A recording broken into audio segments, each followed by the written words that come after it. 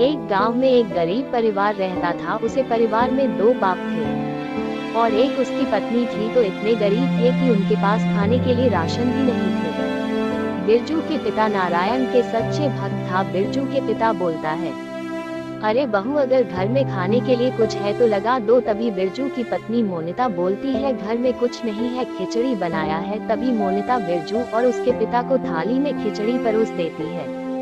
तभी बिरजू के पिता बोलता है, हे नारायण, कब हमारी गरीबी दूर करोगे।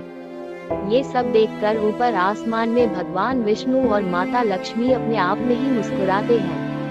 तभी उधर से नारद आते हैं और आकर बोलते हैं, प्रभु आप इनकी मदद क्यों नहीं करते। तब भगवान विष्णु बोलते हैं कि अभी समय नहीं आया है। तब भगवान नारद बोलते हैं कि मैं भी आपका भक्त हूँ और वह भी आपका भक्त है, इसलिए मैं उनकी दुख समझ सकता हूँ। अगर आपकी आज्ञा हो तो मैं एक बार उनकी मदद करूँ। तब भगवान विष्णु बोलते हैं, जरूर करिए।